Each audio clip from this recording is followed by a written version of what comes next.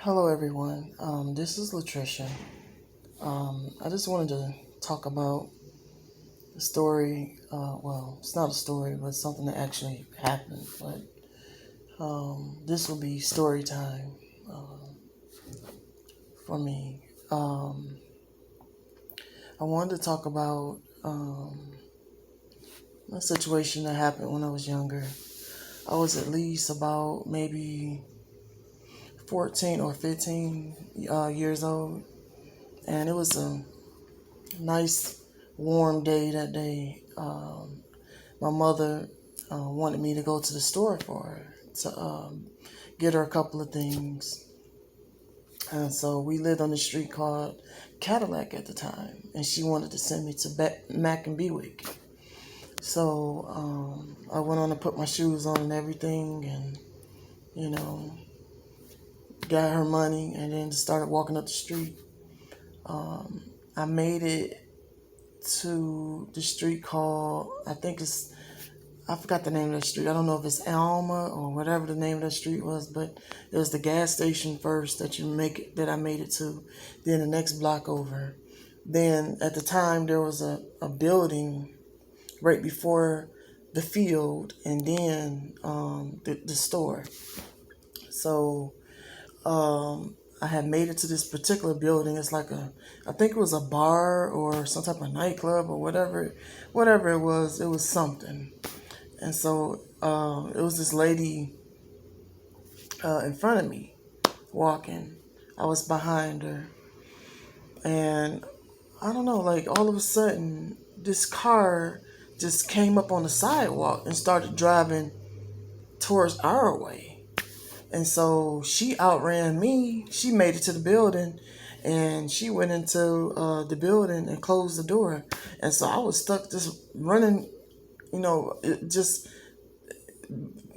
was in a field basically, like the sidewalk, the field right here. So I'm running, in the field trying to get away from this man, and I don't know. I could hear the car up on me, like literally up on me, like he was not that far away from me. So I'm up here panicking as I'm running, and I'm like, oh my God, what's happening? What's going on? And so I'm just running and running and running. And like I said, I turned around and I looked, the car was so close to me, like so close. And I was started to get very scared. I'm like thinking to myself, oh, this is it. Man, I'm about to die. So basically, you could hear the people in the background. They were like, oh, that man, he's going to kill that girl. He's going to kill that girl. That's all I kept hearing, people screaming and saying that. And so basically, I don't know, the first thing that came to my mind was pray. So I'm praying as I'm running as fast as I could. And, as this car was approaching me, I just said in my head, I said, God, please save me. Please save me.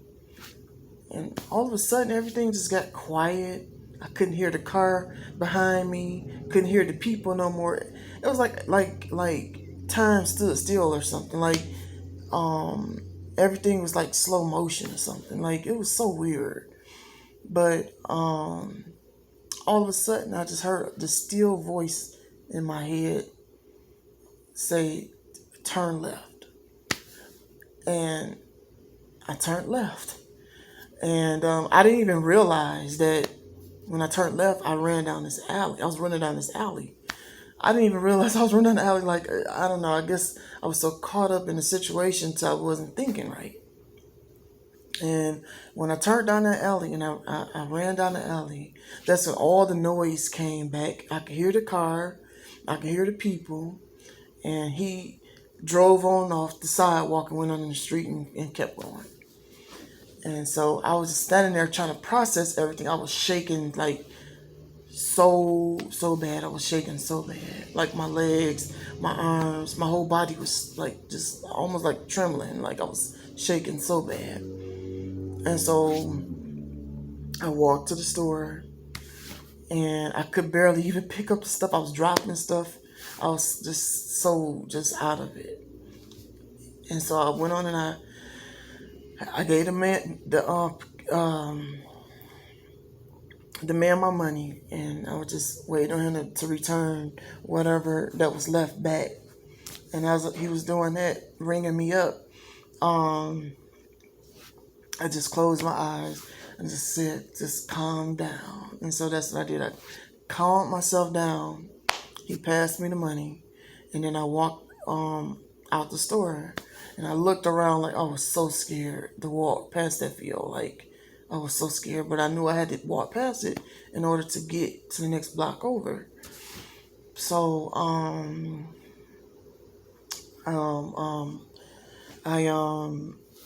walked past that field and got to the next block over, then the gas station, then made it on home.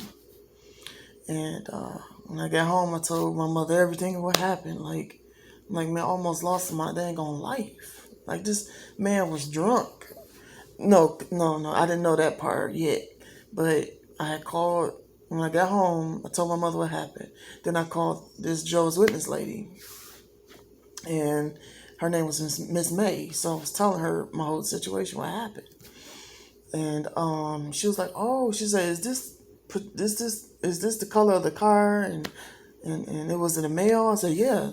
I said, "It was this color." I forgot what color the car was at the time, but I remembered it back then. I don't remember it now. So I told her, like, well, the color of the car was this, and it was the mail. She said, "Oh my God, oh my goodness." She was like, "That's the same guy who tried to run me over in the parking lot."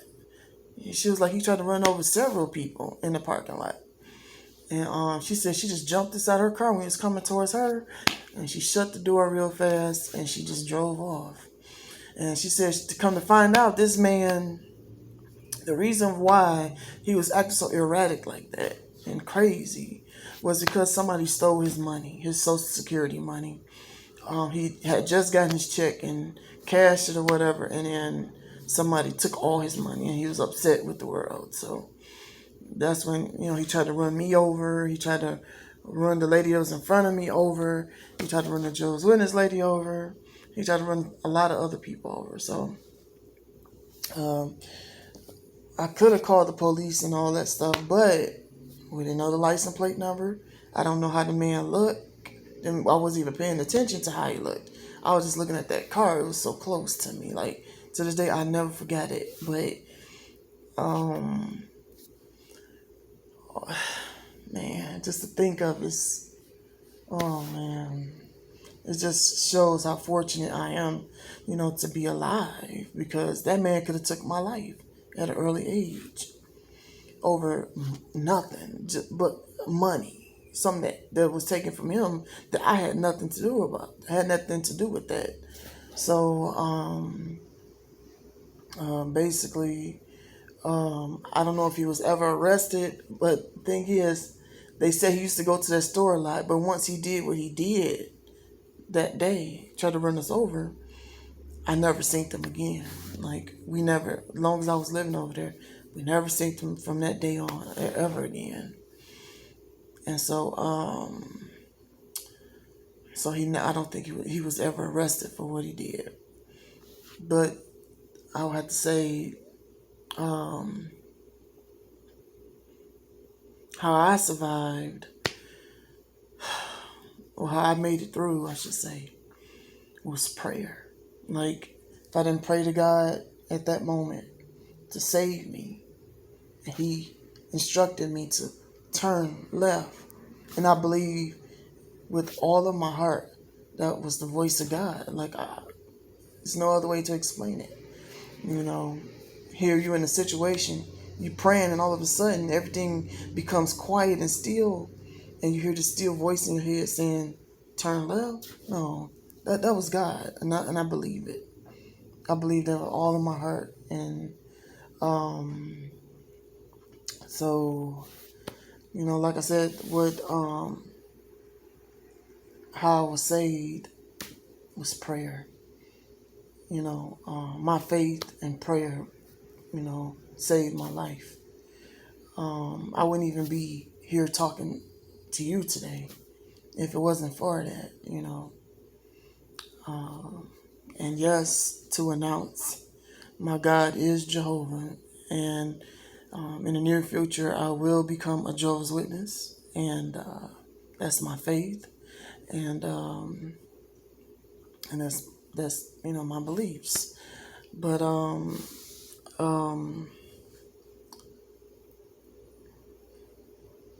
yeah, that was I would consider that like a near death experience for me. Nearly losing my life like that. He could have literally hit me in a way, and how he was driving down the sidewalk, he was punching on that gas like he was going. You can literally hear it. So I in my heart, I felt like I wasn't gonna make it. I felt like I wasn't gonna make it. And if he would have hit me, most definitely, I don't think I would have made it. And if I would have made it, I'd probably been like a vegetable or paralyzed or something. But thank God that nothing became of that situation. And just think of it today is horrible. That's horrible. People, they go through whatever they go through, and they take their frustrations out on an innocent bystander or something. And which could have ended that person's life.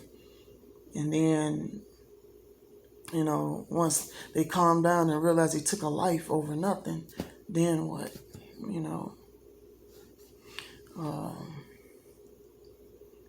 So that's basically all I wanted to talk about. Just want to say, God is good. He is good all the time, And if you don't believe in God, at least look at nature, trees and grass and different things of that nature. And see all of this creation, all these things out here in nature. There has to be a creator. There has to be something out here that all these things have a beginning, and even human life, we all have a beginning, and that beginning is a higher power who gave us life, who created all these things, and it's God.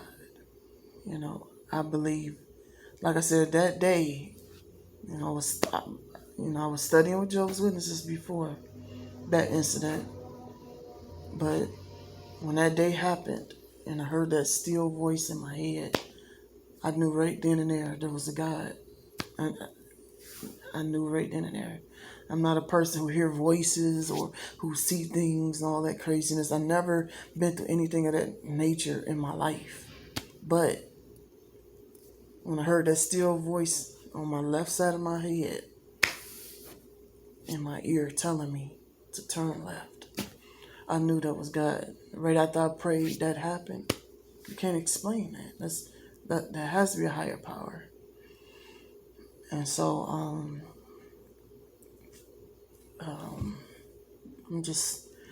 thankful that I survived that ordeal, that I'm here today. I'm 43 now.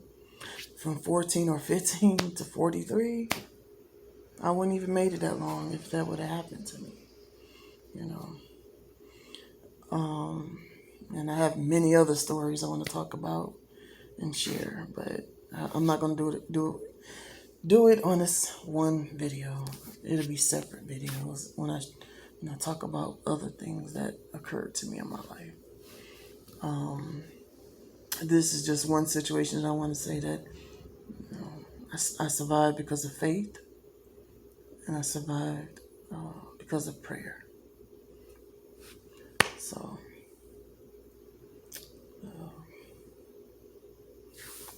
I have to echo those words of Left Eye, Lisa Left Eye Lopez, when she said, it's a dog-eat-dog world out here.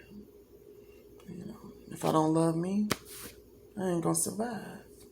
Exactly what she said. So I echo those words of hers. And Yeah, the world is so evil. It's so evil.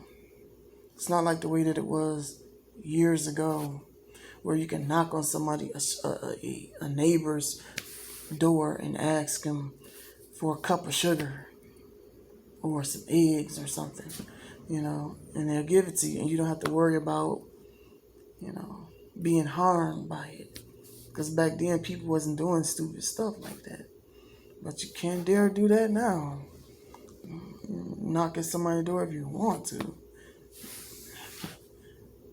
You may not even make it off that porch alive. So, it's a sad world. And the only hope that we have is the hope of the new world, that paradise that we're looking forward to. That's going to take away all this stuff that's going on in the society, and it's going to make all things new. So, will we have to worry about growing old, getting sick, or dying? But we'll have that prospect of living life forever. And that's what I look forward to. That's my hope, my biggest hope of all, is to live forever and not ever dying or getting sick or something, And also have that chance to, seeing my dead loved ones, my father who passed, and my grandmother and grandfather, and aunt and uncle, and all those people I look forward to seeing again. And I just pray to God that, I make it into that new world when that time comes. Because this world here, this is not the life. No, this is not the life. It's not the life that God intended for us to live. It's evil, and it's wicked. But someday things will change when the timing that God has set for that, when it comes, it's gonna change. So, anyways, thanks for listening to my story, and hope you all have a nice and blessed day. All right, peace.